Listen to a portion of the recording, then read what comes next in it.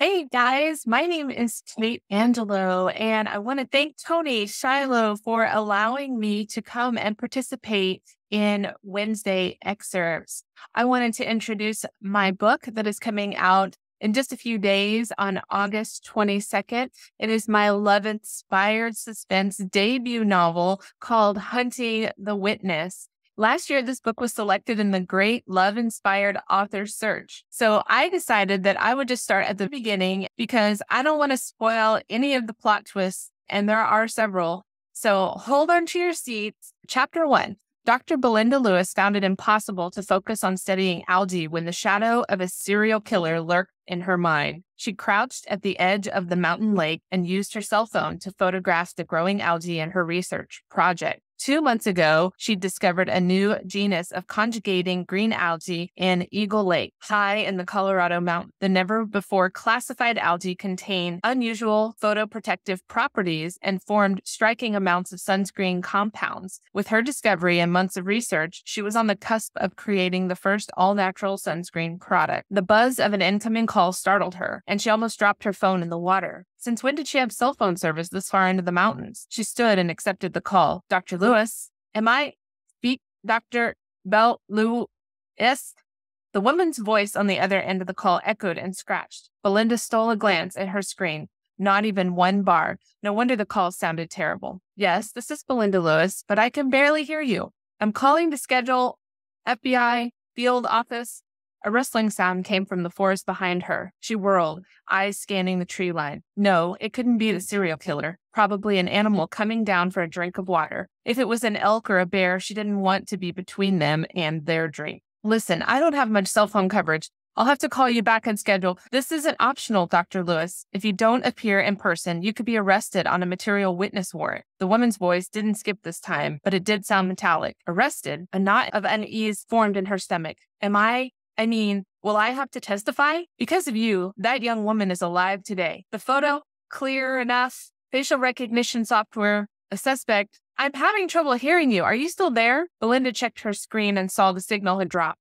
Better head home and return the call before the FBI hauled her in like a criminal instead of a witness, all because she happened to interrupt a man attacking a woman. Of course, she was too far away to do anything other than to yell and take a blurry picture, but apparently it was all the FBI needed to identify the attacker as a suspected serial killer. With a sigh, she slipped her phone and research journal into her backpack and double-checked the can of bear spray clipped to the shoulder strap. The gravel crunched under her boots as she headed away from the lake toward the trailhead. She climbed the steep path and paused at the top of the bluff to take in the breathtaking view of Eagle Lake. Views like this were one reason she'd move out of the city and enter her home near the base of the mountain. Halfway to her car, she heard a faint rumble from the south. The reverberation rolled like thunder, then faded. Despite the blistering summer sun beating down through the trees, she shivered, took a deep breath, and let it out little by little. Probably a short morning storm on the other side of the mountain. Happened all the time. She slowed her steps and surveyed the forest. Her nerves prickled with the uncanny sense of a shadow lurking nearby. A branch snapped. She twisted and scanned the area in the direction of the noise but saw nothing. Ever since the incident with the suspected serial killer the news had dubbed the Trailside Strangler, her paranoia was over the top. She had to relax. The wilderness was full of noises, and she couldn't let each one cause her to jump out of her skin. Besides, her heart didn't appreciate the constant adrenaline surge. A shadow drifted behind a thicket of trees in her peripheral. Belinda stilled. Tree limbs cracked and a rapid thudding reverberated against the forest floor. The rhythmic sound grew louder and louder. Before she could make sense of what she heard, branches swayed and broke apart. Frozen, she stared horrified as a massive elk crashed through the trees. His wide antlers scraped the trees as he galloped onto the trail headed right for her. Belinda's body seized in anticipation of the impact. She sucked in a breath. At the last second, the elk noticed her and changed course. The mammoth animal bounded past in a gush of wind. Belinda let out a breath and watched the elk disappear into the forest. She pressed her eyes closed and took long breaths until she slowed her pulse. An elk nearly trampled her on the trail. Oh, sure, she'd been in sight of a serial killer, but an elk? No, that was real danger. She chuckled. Was there a more ridiculous way to die? A snort escaped, and soon she was laughing at the idea of a newscaster telling the world an elk squashed a phycologist, and then explaining phycologist meant an algae scientist. The giggles took over until she gasped for breath and wiped tears from her eyes. Still laughing, she turned and slammed into the hard chest of a bear. No, a man the size of a grizzly. Surprise came out in a high-pitched gasp, and she took 2 steps back. The man, dressed in hunting camouflage, towered over her. Black eyes glared beneath the brim of his baseball cap. "Oh, I'm so sorry." Her heart thumped against her chest.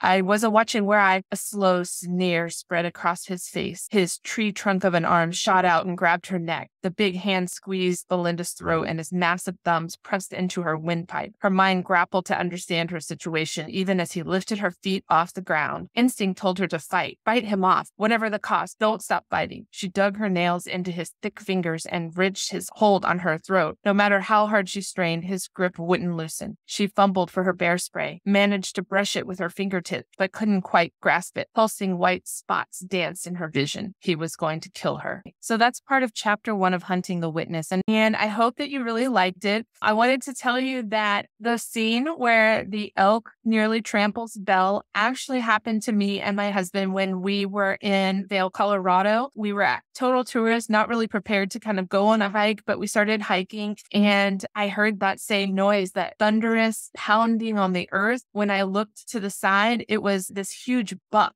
And he was this huge rack of antlers running straight for me. And I did the same thing. I went, and when I did that, he heard me and he saw me and he veered at the last second and didn't trample me, obviously. But it was pretty scary. I hope that you enjoyed this bit from chapter 1 and it makes you want to keep reading this book. It is up for pre-order right now and it will be released on August 22nd. Stop by my website, kateangelo.com. Subscribe to my newsletter if you'd like to stay connected and if you'd like to hear about the pet lion that I had as a child. Thank you for staying with me, and thank you, Tony, for allowing me to participate in Wednesday Excerpts.